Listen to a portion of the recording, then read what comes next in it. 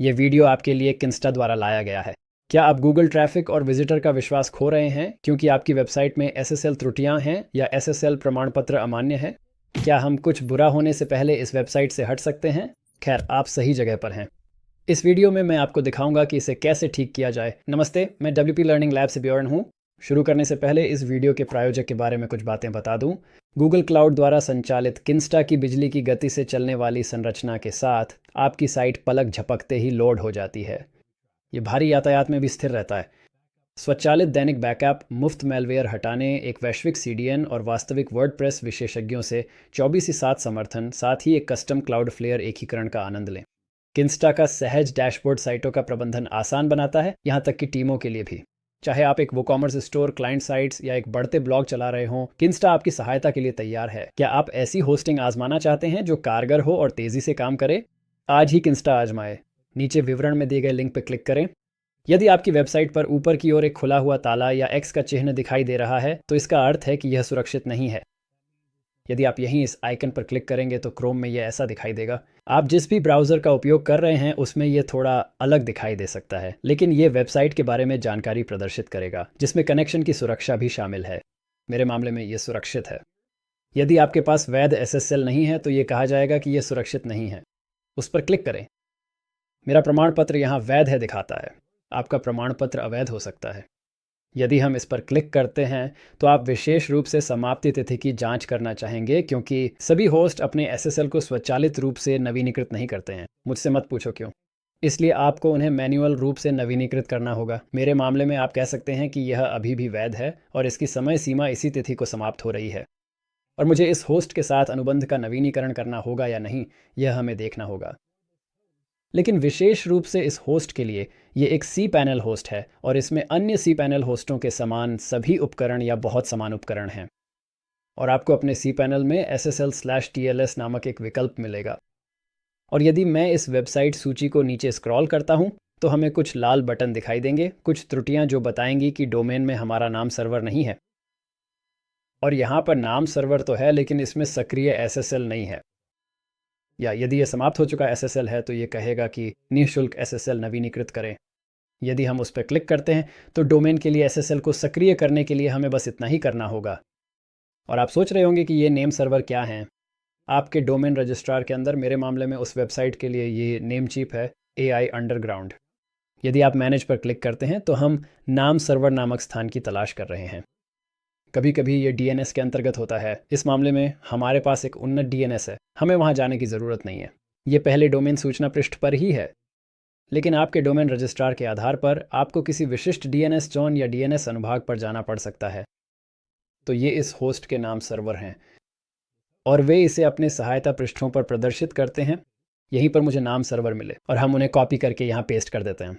उदाहरण के लिए, यदि हमें क्लाउडफ्लेयर से निःशुल्क SSL मिल जाए और जिस होस्ट के लिए हमने ये किया था वह एक सी पैनल होस्ट था, लेकिन क्या होगा अगर आपके पास एक अलग तरह का होस्ट हो, जैसे कि किंस्टा उदाहरण के लिए। बढ़िया होस्टिंग कंपनी है, सुपर सिक्योर, सुपर फास्ट, लेकिन ये सी पैनल पर आधारित नहीं है। ये बहुत अलग दिखता है। यहाँ DNS के अंदर भी हम वेबसाइट्स जोड़ सकते हैं। बस ऐड अ डोमेन पर क्लिक करें, डोमेन को यहाँ जोड़ें, बिल्कुल ऐसे। फिर ऐड डोमेन पर क्लिक करें।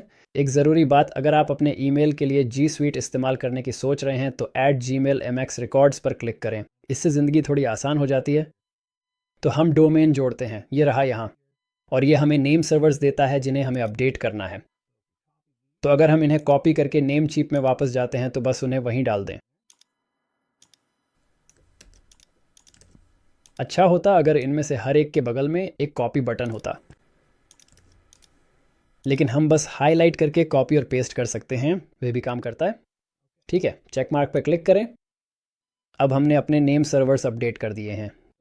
अब ये डोमेन किंस्टा की ओर पॉइंट करेगा। इसमें थोड़ा समय लगेगा, 10, 20, 30 मिनट, आधा घंटा। ये इस पर निर्भर करता है कि सभी ऐप्स और सभी प्लेटफॉर्म्स इस नई जानकारी के साथ कितनी तेज़ी से अपडेट होते हैं। लेकिन एक बार ये अपडेट हो जाने के बाद हम किंस्टा के अंदर ही SSL सर्टिफिकेट्स लगा पाएंगे, और ये भी किंस्टा अकाउंट के हिस्से के रूप में फ्री है। तो कुछ मिनटों के बाद अब हमारे पास यहाँ एक चेक मार्क है। नेम सर्वर्स किंस्टा की ओर पॉइंट कर रहे हैं, तो ये काम कर गया। बढ़िया। अब हमें इस डोमेन से एक साइट को लिंक करना है। मैंने यहाँ वर्डप्रेस साइट्स के अंदर एक साइट बनाई है। बस ऐड साइट पर क्लिक करें और आप कुछ छोटे स्टेप्स से गुजर सकते हैं और यह एक वेबसाइट बना देता है। और आप उस वेबसाइट को इस डोमेन नेम में जोड़ सकते हैं और एक बार ये लिंक हो जाने के बाद ये तैयार है। और अच्छी खबर ये है कि एसएसएल पाने के लिए आपको और कुछ नहीं करना है। किंस्टा का एक मजबूत क्लाउडफ्लेयर इंटीग्रेशन है और इसलिए आप किंस्टा के क्लाउडफ्लेयर अकाउंट के जरिए क्लाउडफ्लेयर और उसकी सभी सुरक्षाओं से ऑटोमेटिकली जुड़ जाते हैं। एसएसएल ऑटोमेटिकली लागू हो जाता है। सब कुछ हो गया, आप तैयार हैं। तो उम्मीद है कि उन दो ऑप्शंस में से कोई एक आपके लिए काम करेगा, या तो cPanel होस्टिंग एसएसएल्स या किंस्टा जैसे नॉन cPanel होस्टिंग एसएसएल्स। लेकिन अगर वह आपके लिए काम नहीं करता तो आप सीधे क्लाउडफ्लेयर पर जा सकते हैं और उनसे एक फ्री एसएसएल ले सकते हैं। और क्लाउडफ्लेयर के अंदर अगर आप एक वेबसाइट जोड़ते हैं, जैसे वेबसाइट ddxyz.com जो हम यहाँ देख रहे हैं, हम वेबसाइट पर क्लिक कर सकते हैं, SSL TLS सेक्शन में जा सकते हैं।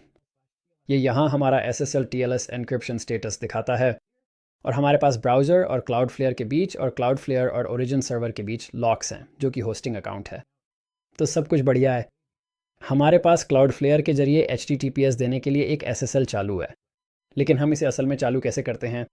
खैर, अगर आप क्लाउडफ्लेयर के साथ एक फ्री अकाउंट चाहते हैं तो पहले आप cloudflare.com पर जाएं, साइन अप पर जाएं। उनके पास यहाँ एक फ्री प्लान है। आप ऐड अ वेबसाइट पर क्लिक करते हैं, शायद एक छोटा रजिस्ट्रेशन फॉर्म भरते हैं और आप कुछ ऐसा देखते हैं जो बिल्कुल यहाँ जैसा दिखता है। हालांकि आपके पास ये पहली एंट्री नहीं होगी, तो आपके पास बस आपके अकाउंट का नाम होता है और फिर यहाँ कोई साइट लिस्टेड नहीं होती। एक डोमेन जोड़ने के लिए बस ऐड अ डोमेन पर क्लिक करें, यहाँ डोमेन का नाम टाइप करें। मैं अपने नेम चीप अकाउंट से एक डोमेन लेने वाला हूँ जिसे मैंने ज़्यादा इस्तेमाल नहीं किया है। चलिए AI अंडरग्राउंड लेते हैं।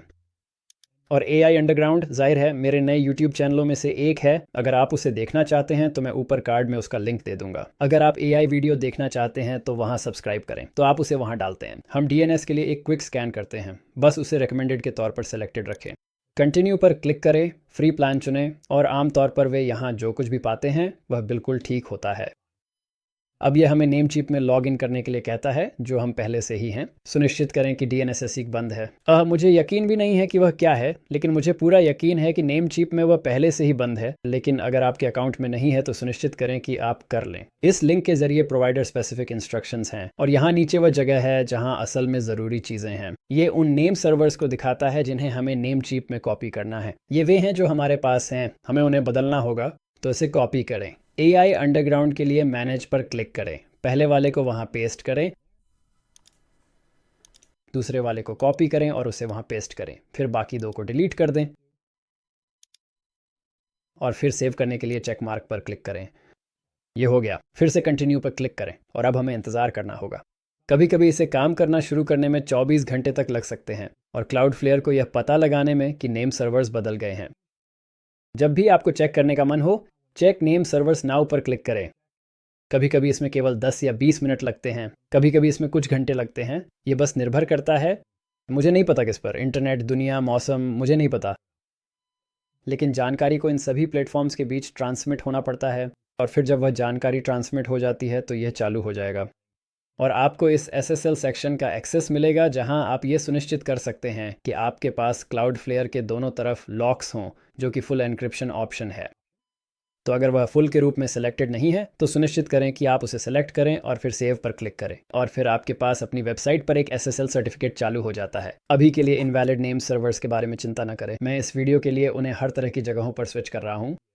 लेकिन अगर आपके पास ब्राउज़र और क्लाउडफ्लेयर के बीच एक लॉक है लेकिन ओरिजिन सर्वर और क्लाउडफ्लेयर के बीच कोई लॉक नहीं है, तो आप कॉन्फ़िगर पर क्लिक करने की कोशिश कर सकते हैं। आमतौर पर यहाँ एक लिस्ट होती है जिसमें आप फ्लेक्सिबल या फुल चुन सकते हैं, या यहाँ इस लॉक को पाने के लिए दो और ऑप्शन होते हैं। लेकिन इस मामले में हम ऐसा नहीं कर सकते। मुझे लगता है कि ये नेम सर्वर्स की वजह से है। तो हम इससे कैसे बचें? हम बाईं ओर ओरिजिन सर्वर पर जा सकते हैं और हम मैन्युअल रूप से अपने SSL सर्टिफिकेट्स डाल सकते हैं। तो यहीं ओरिजिन सर्टिफिकेट्स के नीचे क्रिएट सर्टिफिकेट पर क्लिक करें। ये सब जैसा है वैसा ही रहने दें। क्रिएट पर क्लिक करें और अब हमारे पास एक ओरिजिन सर्टिफिकेट और एक प्राइवेट की है। NM से अपने होस्टिंग अकाउंट्स के अंदर अपने डोमेन एंट्री में जोड़ सकते हैं और ये सभी होस्ट्स पे काम नहीं करेगा। इस वीडियो के पहले भाग में हम जो इस्तेमाल कर रहे थे, जो cPanel पर आधारित था, मुझे ये नहीं मिला कि SSL सर्टिफिकेट्स कहाँ इंपोर्ट करें। नॉन cPanel आधारित होस्ट में जैसे किंस्टा, मुझे वहाँ भी कोई जगह नहीं मिली। हालांकि जब मैं साइट ग्राउंड पर जाता हूँ और मैं एक वेबसाइट के लिए साइट टूल्स पर जाता हूँ, सिक्योरिटी पर जाता हूँ और फिर SSL मैनेजर। SSL मैनेजर में SSLs के लिए एक इंस्टॉल ऑप्शन और एक इंपोर्ट ऑप्शन है। फिर से ये सभी होस्ट्स के लिए नहीं होगा, इसलिए आपके सेटअप के आधार पर इस वीडियो में दिए गए समाधानों में से एक आपके लिए काम करना चाहिए। तो चलिए इंपोर्ट पर चलते हैं और यहाँ हमारे पास एक सर्टिफिकेट फील्ड और एक प्राइवेट की फील्ड है जो क्लाउडफ्लेयर के अंदर हमारे पास जो है उससे मेल खाता है। चलिए सर्टिफिकेट कॉपी करते हैं, उसे वहाँ पेस्ट करते हैं। प्राइवेट की कॉपी करें, उसे वहाँ पेस्ट करें और फिर हमें बस इंपोर्ट पे क्लिक करना है और वो फिर सर्टिफिकेट इंपोर्ट कर देगा। मैं इस मामले में ऐसा नहीं करने वाला हूँ क्योंकि ये डोमेन उस डोमेन से मेल नहीं खाता जिसके लिए हम क्लाउडफ्लेयर में सर्टिफिकेट बना रहे हैं। लेकिन हो सकता है कि आपको अपने होस्ट के लिए अपने SSLs को चालू करने के लिए यही ऑप्शन इस्तेमाल करना पड़े। और अगर आपको ऑनलाइन कोई फ्री SSL सर्टिफिकेट जनरेटर मिलता है तो ये एक समान प्रक्रिया होगी जहां आप अपनी सिक्योरिटी कीज़ और अपने सर्टिफिकेट्स को अपने होस्टिंग अकाउंट में ठीक इसी तरह इंपोर्ट करने के लिए कॉपी और पेस्ट करते हैं। लेकिन इस वीडियो में तरीकों में से एक को आपकी साइट को SSL से सुरक्षित करने में मदद करनी चाहिए। अगर वे काम नहीं करते या आपके पास और आइडियाज़ हैं तो कृपया उन्हें नीचे कमेंट्स में लिखें ताकि हम सभी को फ़ायदा हो सके। अगर आपको यह वीडियो पसंद आया और इससे आपको वैल्यू मिली तो लाइक बटन दबाना सुनिश्चित करें, फिर सब्सक्राइब पर क्लिक करें और घंटी बजाएं और फिर स्क्रीन पर अभी जो वीडियो है उसे देखें। लाइट स्पीड कैशिंग प्लगइन का उपयोग करके आपकी वेबसाइट की स्पीड बढ़ाने के बारे में है, उसे ज़रूर देखें और मैं आपसे वहीं मिलूंगा।